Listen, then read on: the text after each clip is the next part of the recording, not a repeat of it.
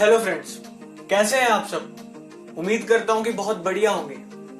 मैं गौतम आज इस वीडियो में एक ऐसे टॉपिक के बारे में बात करने वाला हूं जिसे लेकर लगभग हर स्टूडेंट परेशान रहता है। पढ़ाई में इंटरेस्ट क्यों नहीं बन पा रहा, हम पढ़ क्यों नहीं पा रहे, हमारा मन ही क्यों नहीं कर रहा। अगर मन कर भी रहा है, हम कोशिश कर भी रहे हैं, फिर भी नहीं पढ़ा जा रहा। ऐसा क्यों होता है? इसका सबसे बड़ा मेन रीजन पता है क्या है? हम बहुत सी गलतियां ऐसी कर देते हैं पढ़ाई के टाइम जो हमारा इंटरेस्ट बनने से पहले ही तोड़ देती है। हमारा तरीका ही सही नहीं होता पढ़ने का। और आज इस वीडियो में मैं वही तरीके, कुछ टिप्स देना चाहूंगा कि जिसे आप अपनाएंगे अगर, तो हो सकता है आपका इंटरेस्ट बनने लग जाए, आप अच्छे से पढ़ पाए। तो चलिए स्टार्ट करते हैं। सबसे पहला पॉइंट, कंसेप्चुअल बेस्ड स्टडी। हम कोई भी टॉपिक अगर पढ़ रहे हैं तो हमने उसे इसलिए नहीं पढ़ना कि हमने सिर्फ एग्जाम में लिखना है और मार्क्स लेने हैं। नहीं, हम मार्क्स के लिए नहीं पढ़ रहे, हम अपनी नॉलेज के लिए पढ़ रहे हैं। जो भी हम पढ़ रहे हैं, कल को अगर हमें प्रैक्टिकली अप्लाई करना पड़े तो हम कर सकें। इस वे में पढ़ना है, हमारी नॉलेज बढ़े, इसलिए नहीं कि हमारे मार्क्स बढ़े। सिर्फ अगर नॉलेज है ना उस टॉपिक के बारे में, मार्क्स तो पक्का अपने आप ही आ जाएंगे। रट्टा बिल्कुल भी नहीं लगाना और अच्छे से समझ के करना है, लॉजिक समझने हैं, और इसी से आपका इंटरेस्ट बन पाएगा। Next point, time table. हमारा कोई टाइम टेबल फिक्स्ड शेड्यूल ही नहीं होता। किसी भी टाइम मन किया पढ़ लिए, कभी नहीं पढ़े। अगर फिक्स नहीं करोगे तो रूटीन कैसे बनेगी पढ़ने की? अगर रूटीन ही नहीं, हर टाइम एंजॉयमेंट करने का ही मन करेगा कि खेलते रहो, कोई नहीं, बाद में पढ़ लेंगे।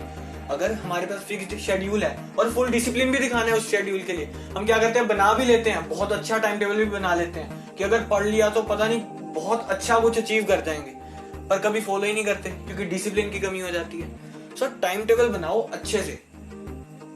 सिर्फ दिखने में अच्छा नहीं होना चाहिए, सही में प्रैक्टिकली पॉसिबल भी हो वो उसको अप्लाई करना। जैसे कि आप कभी अगर एक डिफिकल्ट सब्जेक्ट को पढ़ के हटे तो नेक्स्ट सब्जेक्ट इजी वाला रख लो ताकि इंटरेस्ट बना रहे। इंटरेस्टिंग सब्जेक्ट पढ़ लो जब भी आप बोर हो रहे हैं। बट पढ़ने सभी हैं, इसी वे में डिजाइन करना है अपने टाइम टेबल को। और लगातार भी नहीं बैठना। आप कहें 4 घंटे लगातार पढ़ लिए, घंटा पढ़ो, 1.5 घंटा पढ़ो, उसके बाद 10-15 मिनट का ब्रेक रख लो। और वो ब्रेक ऐसे नहीं कि ब्रेक हम 1.5 घंटा पढ़ लिए, अब ब्रेक है तो मोबाइल चलाएंगे। नहीं, उस 10-15 मिनट में माइंड को रिलैक्स करना है। वॉक कर लो, म्यूजिक सुन लो, या अगर कोई ज्यादा थका हुआ है तो नैप भी ले सकता है, बट मोबाइल वगैरह नहीं चलाना। माइंड को फ्रेश करना है हमने। और एक और पॉइंट, बहुत से बच्चों के दिमाग में क्वेश्चन आता है कि सही टाइम क्या है पढ़ने का। क्या हमें सुबह जल्दी उठ के पढ़ना चाहिए, या रात को पढ़े, या शाम को, दोपहर को, किस टाइम पढ़े? इसका आंसर है आपके पास, खुद के पास। आप किसी से भी पूछ लेंगे, वो अपने अकॉर्डिंग बता सकता है, बट इसका आंसर आप खुद ही दे सकते हैं। आपको कौन सा टाइम सूट कर रहा है, आपकी बॉडी के लिए कौन सा आपको लगता है कि हाँ आप इस टाइम पढ़ सकते हैं फोकस के साथ। हमने फोकस देखना है हमारा किस समय हो जाए, किस टाइम हम कंसंट्रेट कर पाए स्टडीज पर, डिस्ट्रैक्शंस कम से कम हो। अब कुछ होते हैं जो लेट नाइट स्टडीज करते हैं, वो भी बहुत अच्छा कर जाते हैं, और जो सुबह जल्दी उठकर पढ़ रहे हैं वो भी। मतलब कोई फर्क नहीं होता, बस ये आपको खुद को डिसाइड करना है कि आपकी बॉडी को कौन सा टाइम सूट करता है, और वही टाइम आप चूज कीजिए। नेक्स्ट पॉइंट, आप जब भी पढ़ने बैठ रहे हैं कोई ऐसी जगह पर बैठिए जो शांत हो।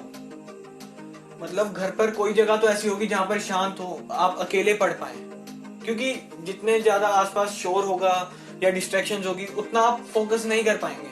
और अगर स्टार्टिंग से ही फोकस नहीं हो रहा, आप पढ़ने बैठ रहे हैं, डिस्ट्रैक्शंस ही इतनी है, आप फोकस कर ही नहीं पा रहे, क्या इंटरेस्ट बनेगा? नहीं बन पाएगा। तो शांत जगह को ढूंढिए और एक जगह वही फिक्स भी कीजिए, रोज उसी जगह पर पढ़ना है, ताकि जब भी आप उस जगह पर आओ आपको पढ़ाई का एनवायरनमेंट लगे, वाइब्स ही ऐसी हैं कि यार मैंने पढ़ना है, अच्छा लगे आपको वहां बैठकर, पढ़ने का मन करे।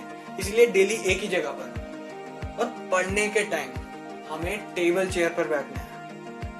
क्या करते हैं हम, बेड पर बैठ जाते हैं लेट के, कभी अलग अलग पोज में कर रहे हैं, कभी लेट जाते हैं, फिर नींद आ जाती है, क्या इंटरेस्ट बनेगा?